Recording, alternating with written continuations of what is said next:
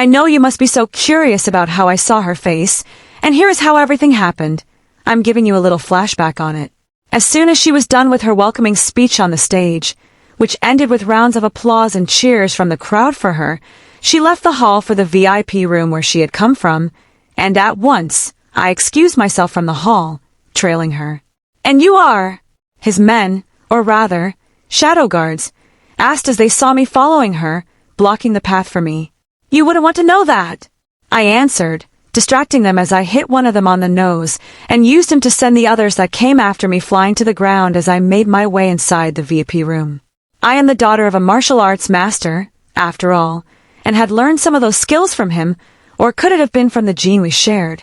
Well, that is a story for another day. Surging towards her as soon as I entered the room, I pulled the mask away from her face, and that was how I ended up having the shock of my life. "Is this really you, Mum? But how are you the head of an illegal organization in a world you didn't come out from?" I asked, but the response I got from her was a devilish smirk at me as she gradually walked over to me. "So what if I am? What happens now that you've found out about me? Did Luna Cassandra not warn you to stay out of sight and reach before your departure from the pack? So why did you show up in front of me? You weren't supposed to do that. Even if you had recognized me back there at the stage, that shouldn't even be the point. But what exactly is it you are doing here?" She shot at me, her whole body trembling with anger at me. "How can I not check when my mother is the one we are talking about here? You would have freaking done the same thing if you were in my shoes." I shot back at her. "No, my dear, I wouldn't have done so. I won't do the same thing to you because you're fucking not my daughter." She snapped, my eyes widening in shock. "Did you just say I'm not your daughter, Mum? Then who is? Tell me, who the heck is my mother if not you?" I asked, my lips pressed together at her. "You're truly your mother's daughter because you followed her as a surrogate, which she was for me. The only thing I did was raise you with my husband, and you already paid me back for it by becoming a surrogate mother for Luna Cassandra. That was the only useful thing you did for me and your father, and when you finished serving that purpose, I had no choice but to join hands with Luna Cassandra and discard you.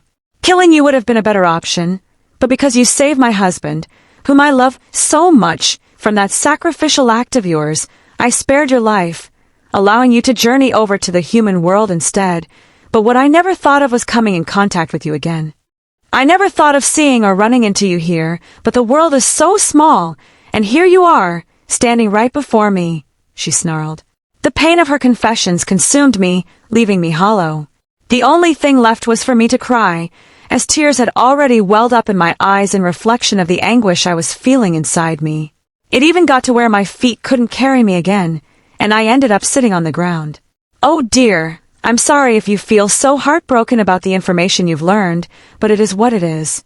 It would have been better if you had not found out about it, about me, or the organization, because you're doomed now that you have. I'm going to get rid of you right away before you make a move on me. I don't even know the reason you came to this auction party.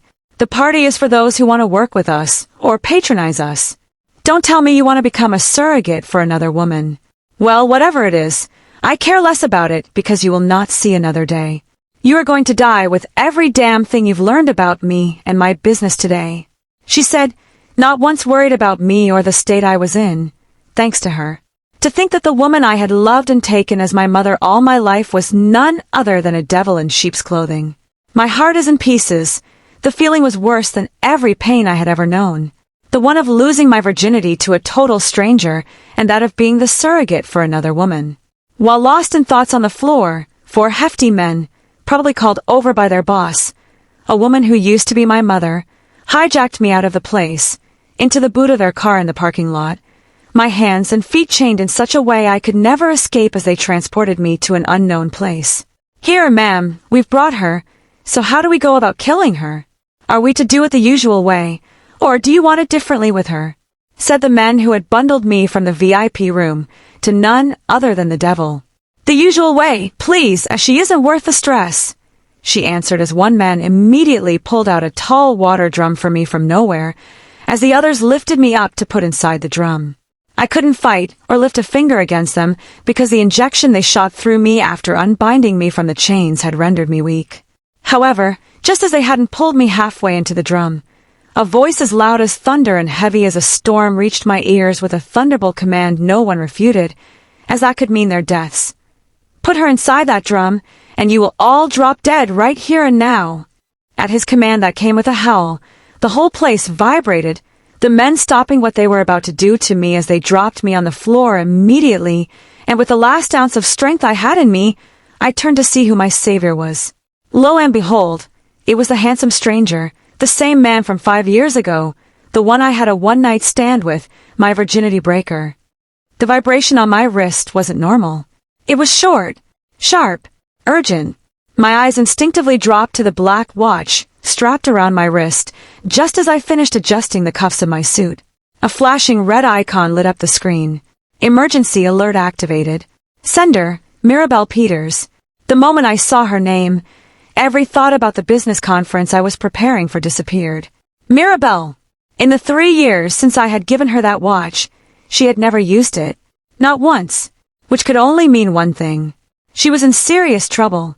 What is it? Kane asked from across the office after noticing the sudden change in my expression. I looked up at him. Mirabelle! His brows knitted together. The watch! I nodded once. She activated it. Kane immediately straightened. He knew exactly what that meant. The emergency watches weren't ordinary devices. They were prototypes I had designed myself after several failed attempts. Unlike mobile phones that could be switched off or tracked, the watches sent encrypted distress signals directly to mine. Only 3 people possessed them. Kane, Mirabelle, and me. If she pressed it, Kane muttered, then someone's life is in danger, I completed. Without another word, I grabbed my car keys from the desk. The conference? Kane asked. It can wait. But the investors? I said it can wait. There was no hesitation in my voice. Money could always be made again. A life couldn't. 10 minutes later, the black SUV sped through Willowmore City's busy streets. Kane sat behind the wheel while I kept my eyes fixed on the signal map displayed on my watch. The blinking that hadn't moved much. An abandoned industrial area. Strange. Mirabelle hated deserted places. If she was there willingly, something had gone terribly wrong. My fingers unconsciously tightened into a fist. I hated owning people. 3 years ago, when armed men had ambushed me after a technology summit, Mirabelle had unknowingly interfered while chasing a news story. She had helped me escape before she even knew who I really was. When I later offered her money as thanks, she refused. I didn't save you because I wanted anything, she had said. I simply couldn't watch someone die. That answer had stayed with me. So instead of forcing money on her, I handed her one of my prototype watches. If your life is ever in danger, I told her that day, press this button. She laughed. You sound like some superhero. I don't make promises I can't keep. Today, she had finally pressed it, and I intended to keep that promise. The SUV came to a sudden stop. We're here, Kane announced. Through the windshield stood an abandoned warehouse surrounded by rusted shipping containers. Not a single light came from outside. Too quiet. I hated quiet places. They usually hid ugly things. I stepped out of the vehicle first. The cold night breeze carried countless scents through the air. Oil, rust, blood, and my footsteps froze. A scent I hadn't breathed in for 5 long years suddenly wrapped around me.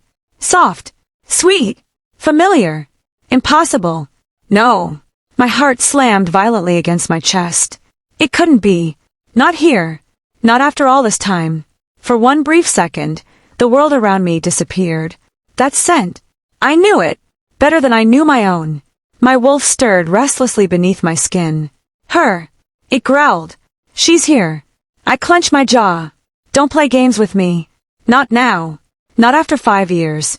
Not after searching every city I could think of. Not after waking every single morning wondering where she had disappeared to. The woman who had walked out of that hotel room before sunrise. The woman whose face I barely remembered because neither of us had been sober. The woman whose scent had refused to leave my memories. I had searched. For months. Then years. Nothing. She had vanished as though she never existed. Yet, that same scent surrounded this warehouse. Stronger than ever. Alive. Real. Kelly! Kane's voice pulled me back. You smell it too. I slowly turned toward him. His eyes widened. So I'm not imagining things. I shook my head. No. My pulse became uneven. She's inside. Kane didn't need to ask who. He already knew. He was there 5 years ago. He knew how desperately I had searched afterward. He knew why no other woman had ever interested me since then. He knew the strange emptiness that had followed me despite everything I had achieved. My company, my fortune, my inventions, none of them had filled that void. Now, for the first time, hope returned, but something else came with it. Fear. Because beneath her scent, I could smell blood, fresh blood. My chest suddenly felt tight. An unbearable ache settled deep inside me. It wasn't my pain. It belonged to someone else. Someone connected to me. My breathing became heavier. My wolf paced furiously. She's hurting. I closed my eyes for one brief second. The pain, the fear, the helplessness. It crashed into me so suddenly that it almost brought me to one knee. The bond. It had never truly disappeared. It had only been sleeping. And now, it was awake again. My eyes snapped open. Kane! He looked at me. They touched her. His expression darkened instantly. Without another word, he reached beneath his jacket. So, he quietly said, we're doing this the hard way. I looked toward the warehouse doors. Every instinct inside me screamed the same thing. Get to her. Now. They made one mistake tonight. Kane loaded his weapon. And what's that? A dangerous smile slowly crossed my face. They chose the wrong woman. I started walking toward the warehouse. Not hurried. Not panicking. Deliberate. Controlled. Because the people inside had no idea what was coming. And by the time they realized whose life they had dared to threaten, it would already be too late. They chose the wrong woman. My voice fell like a death sentence across the abandoned warehouse. No one moved. No one even dared to breathe. The men surrounding Hannah froze where they stood, their hands still trembling from where they had let her body fall onto the cold concrete floor. The rusty drum beside them rocked slightly before settling into silence. My wolf was clawing at my skin. Kill them! Every instinct inside me demanded blood. My eyes landed on Hannah. She was lying helplessly on the floor, barely conscious, her breathing uneven. There were bruises around her wrists and her face. It was stained with tears. 5 years. 5 damn years. I had searched every city, every country, every lead that existed. And when fate finally returned her to me, I found her seconds away from being murdered. Something inside me snapped. Alpha! One of my guards muttered carefully behind me. I raised my hand. Silence. My gaze slowly shifted from Hannah to the woman standing a few feet away. Benita. She looked different from the woman in the old files I'd gathered years ago, but the eyes were exactly the same. Cold. Heartless. Calculating. So, I said quietly, you're the one who ordered her execution. She folded her arms with surprising confidence. And if I did, a dangerous smile tugged at my lips. You have courage. No. She smirked. I have power. The warehouse suddenly erupted into laughter. Mine. It echoed off every wall until even my own men exchanged uneasy glances. Power. She believed she had power. The laughter stopped as abruptly as it had begun.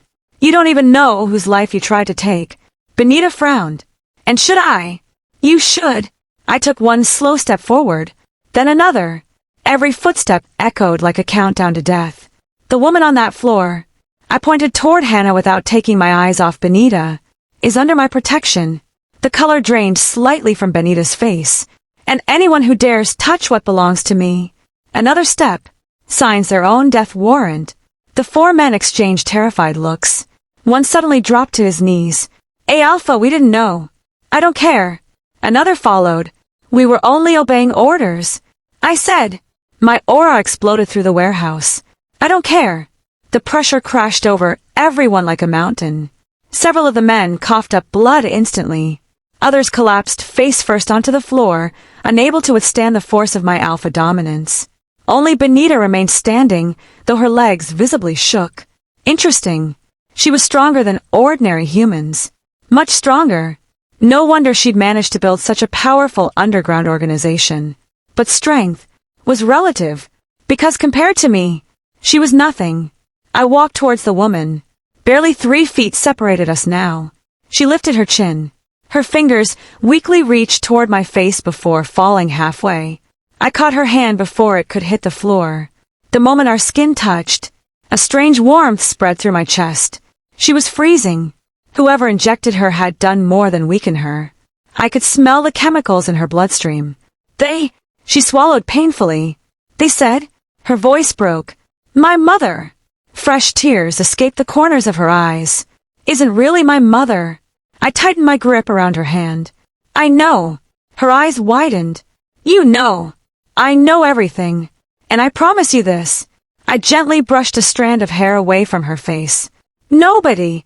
I looked over my shoulder, my eyes locking onto Benita's once more. "Will never hurt you again." Silence swallowed the warehouse.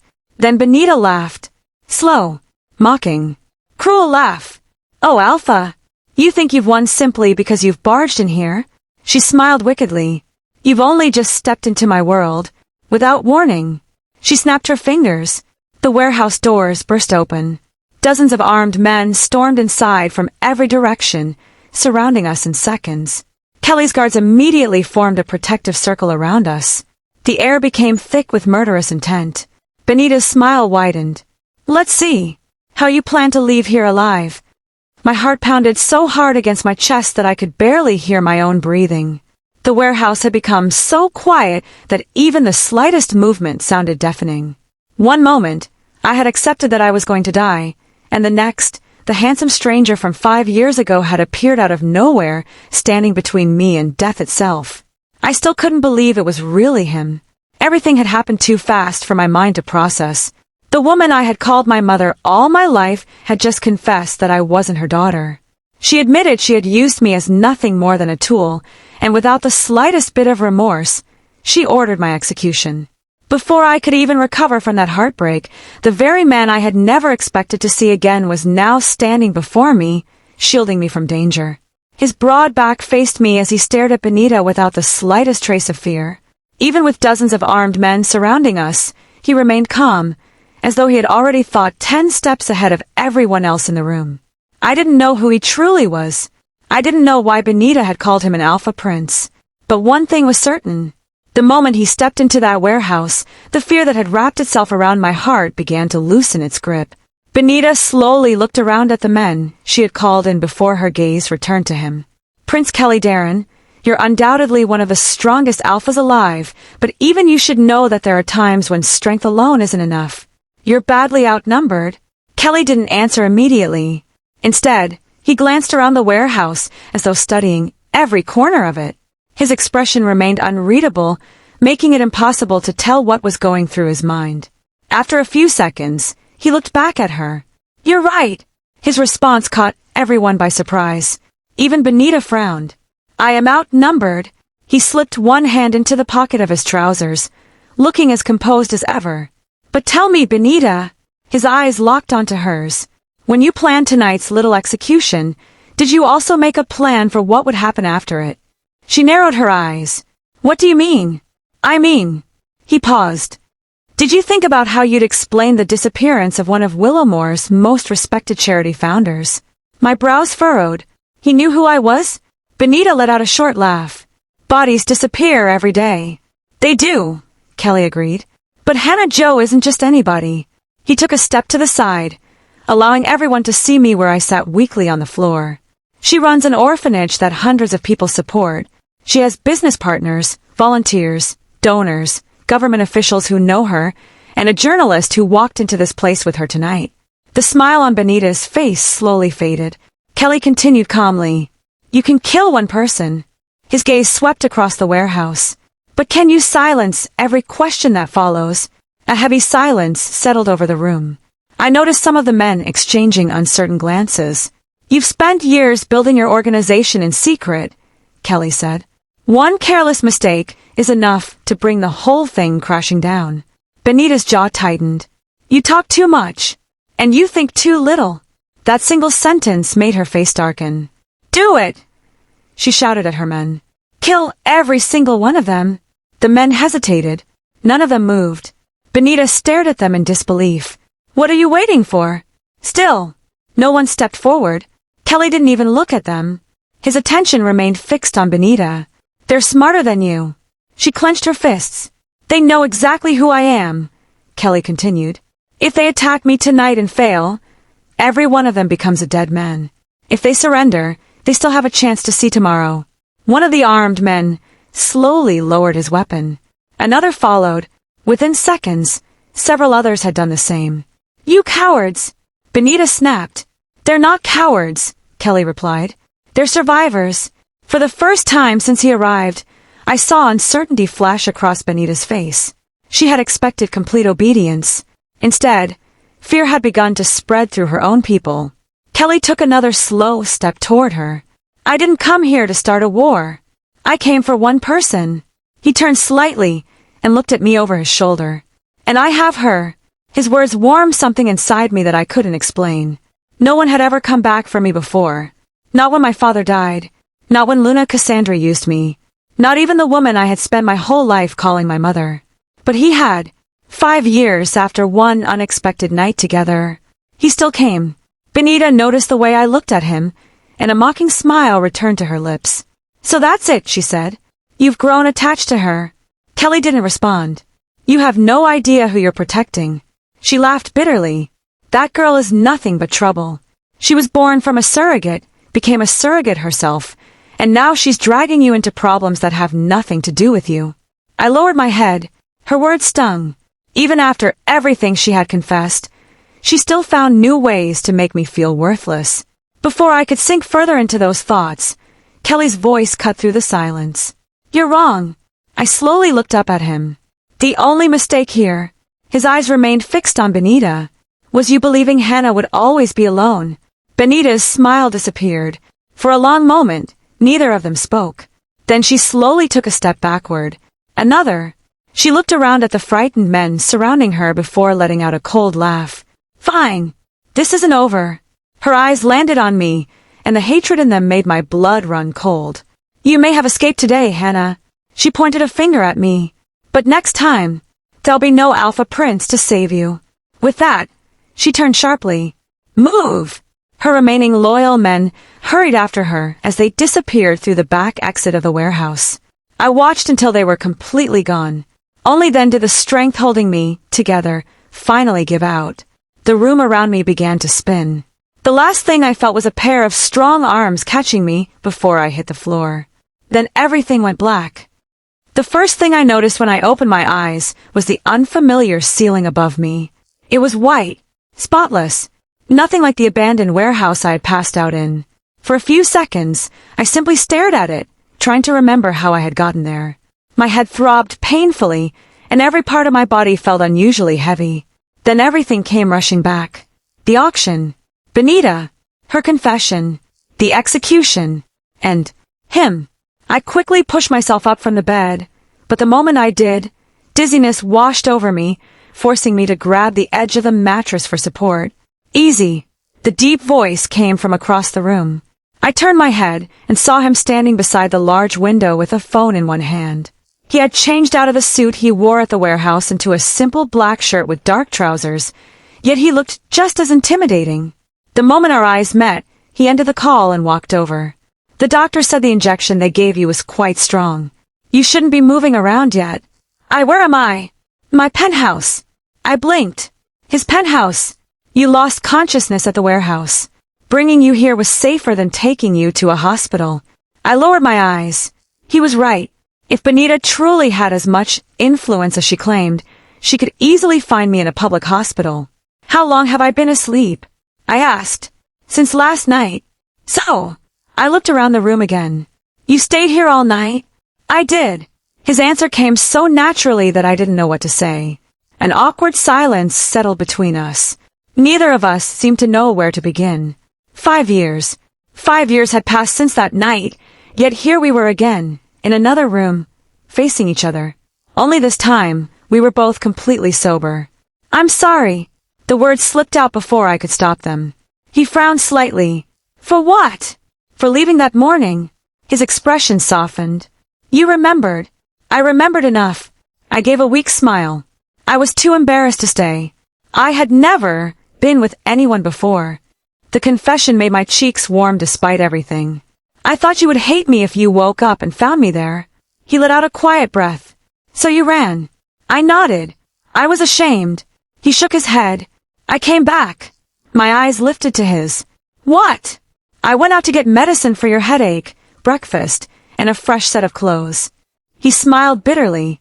When I returned, you were gone. A lump formed in my throat. I searched the entire hotel. His voice remained calm, but I could hear the disappointment hidden beneath it. I asked the receptionist. I checked the security cameras. By the time I found out which direction you had left, you had already disappeared. I stared at him in silence. You searched for me? For months. He held my gaze. When that led nowhere, I kept searching for years. My heart skipped a beat. Years. You don't have to believe me, he continued quietly. But I never forgot you. Before I could respond, a knock sounded on the bedroom door. A moment later, it opened. Hannah! Mirabelle rushed into the room before anyone could stop her. The moment she reached the bedside, she wrapped her arms around me in a careful hug. Oh my goodness, you're finally awake. I'm so sorry. So sorry. Her voice trembled as she pulled away. I shouldn't have let you go after her alone. I smiled faintly. You couldn't have stopped me. I still should have tried. She wiped the corner of her eye. When I heard everything Benita was saying inside that VIP room, I knew something terrible was about to happen. My brows furrowed. You were there. She nodded. I followed you without you noticing.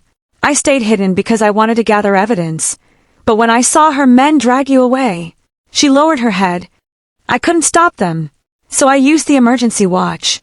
I looked at her in confusion. The emergency what? She glanced at Kelly before answering.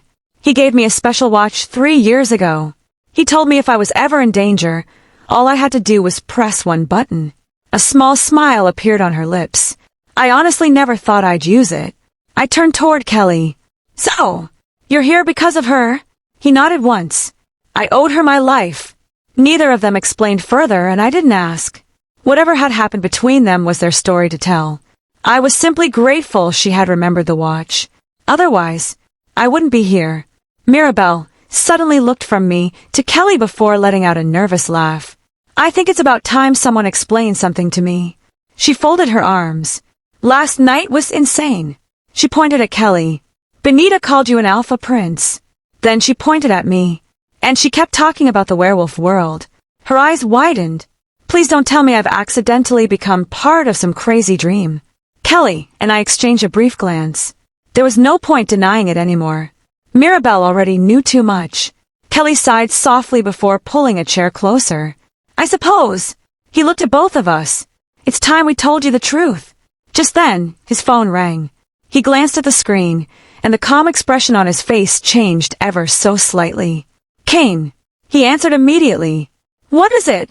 The voice on the other end spoke rapidly. Kelly's expression grew colder with every passing second. I understand. I'll be there.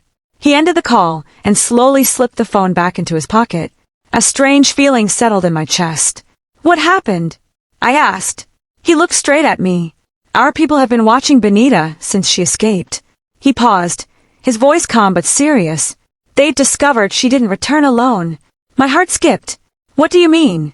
Kelly's jaw tightened. Someone was waiting for her. And from everything we've gathered, his eyes locked onto mine. That person is connected to Luna Cassandra. My breath caught in my throat.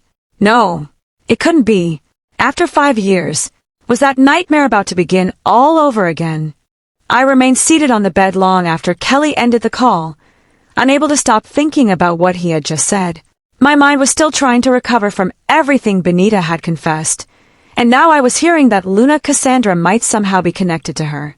I had spent the last 5 years convincing myself that I had escaped that woman's grip the day I crossed into the human world, but it seemed fate had other plans. If Benita and Luna Cassandra were truly working together, then everything I had tried to leave behind was slowly finding its way back into my life. The silence in the room stretched for a while before Mirabelle finally cleared her throat. I don't think I'm the only one who's confused anymore, she said, looking from me to Kelly. Last night changed everything. I watched a woman confess to running an illegal surrogacy business. I heard people talk about packs, alphas and lunas as though they were ordinary things, and then a man walked into a warehouse and everyone looked ready to bow before him. Someone needs to explain what is going on, because I'm beginning to feel like I accidentally stepped into another world. Kelly looked at me before turning his attention to her. You deserve an explanation, he said calmly. Especially after risking your life to save Hannah. He pulled a chair closer to the bed and sat down opposite us while Kane remained quietly by the door, his arms folded across his chest as usual. The werewolf world exists alongside the human world, but the two rarely cross paths. Most humans never find out about us, and we prefer to keep it that way. We have our own territories, laws, leadership, and traditions. My father ruled one of the largest packs, and as his first son, I was born to inherit that position. Mirabelle blinked several times before letting out a slow breath. So, you're really a prince? Kelly gave a slight nod. And an alpha? Yes. She turned to look at me. And you? I lowered my eyes for a moment before answering. I was born in the Red Moon Pack. But I hesitated, remembering everything Benita had revealed. After what happened yesterday, I honestly don't even know who I am anymore. Those words left my mouth more painfully than I expected. Until yesterday, I believed I had at least known where I came from. I thought Benita and my father were my parents. Now I knew that one of them had lied to me my entire life, while the other had died without telling me the truth. I didn't even know who my real mother was anymore, or whether she was still alive. It felt as though the foundation of my entire life had been pulled from beneath my feet. Mirabelle's expression softened as she reached over and gently squeezed my hand. Whatever she said doesn't change the woman you've become, Hannah. You built an orphanage with your own hands. You've helped children nobody else wanted. The people who love you today aren't doing so because of where you were born. They're doing so because of the person you are. I looked at her, feeling my eyes sting once again. We hadn't known each other for very long, yet she had risked her life for me without thinking twice. Compared to the woman I had called my mother all these years, Mirabelle felt more like family than Benita ever did. Thank you, I whispered. Kelly quietly watched the exchange before speaking again. Benita underestimated two things yesterday. First, she underestimated how quickly Mirabelle would act. Secondly, his eyes met mine. She underestimated you. I frowned. Me? He nodded. Most people would have pretended they saw nothing and walked away after recognizing her at the auction. You chose to confront her instead. I wanted answers. And you got them. His voice wasn't mocking. If anything, it sounded thoughtful. But answers come with consequences. Benita knows you won't remain silent after everything you discovered. That makes you her greatest threat now. The weight of his words settled heavily on my chest. He was right. There was no going back to my normal life anymore. Even if I wanted to forget everything, Benita would never allow me to. I won't hide, I said quietly. The room fell silent. Kelly studied my face carefully, as though trying to determine whether I truly meant it. I spent 5 years rebuilding my life after Luna Cassandra used me as nothing more than a surrogate, I continued. Yesterday, I discovered that the woman I called my mother had manipulated me into that situation from the very beginning. She lied to me. She used me. Then she tried to kill me, just because I found out the truth. I slowly clenched my fists. If I run now, she'll simply find another innocent woman to destroy. Mirabelle nodded firmly. Exactly. I became a journalist because I wanted to expose people like her. If we let Benita continue, how many more women will become victims? Kelly remained silent for several seconds before standing up from his chair. He walked toward the large window overlooking the city, slipping one hand into his pocket as he stared outside. I couldn't tell what he was thinking until he finally spoke. I've spent years building companies, solving problems, and staying 10 steps ahead of my competitors. Yesterday, when I walked into that warehouse, I wasn't thinking like a businessman. He turned around to face us. I was thinking like a man who had just found someone he'd spent 5 years searching for. His words caught me off guard. I wanted only one thing. He continued. To get you out alive. Our eyes met. But this morning, after hearing Kane's report, I realized something. What? I asked. This isn't just about saving you anymore. He walked back toward us, stopping beside the bed. It's about stopping Benita. Just then, Kane's phone rang. He glanced at the screen before answering immediately. His expression, usually unreadable, changed within seconds. What? He listened without interrupting, then looked up at Kelly. They found it! Kelly frowned slightly. What did they find? The surveillance footage from the auction house parking lot. The room instantly became quiet. Kane continued. Our men recovered it before Benita's people could erase everything. Kelly held out his hand. Send it to my laptop. A notification sounded almost immediately. Kelly placed the laptop on the table in front of us and opened the video. The footage showed the parking lot exactly as it had been the previous night. There was Benita, her men, and me, being thrown into the boot of a black vehicle. I looked away, unable to bear watching that part again. The recording continued.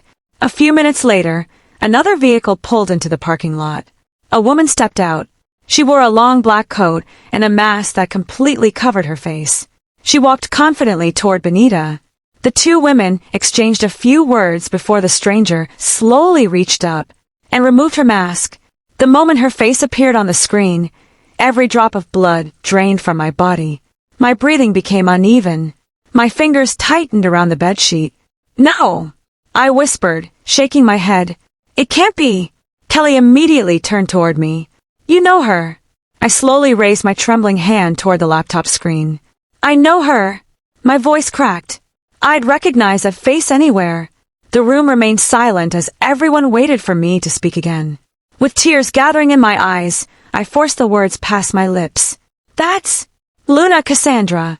Just when Hannah thought her life was about to end, fate brought back the one man she never expected to see again, the stranger who stole her heart 5 years ago. But Benita has escaped, and this is only the beginning. What happens when Hannah discovers who Kelly truly is?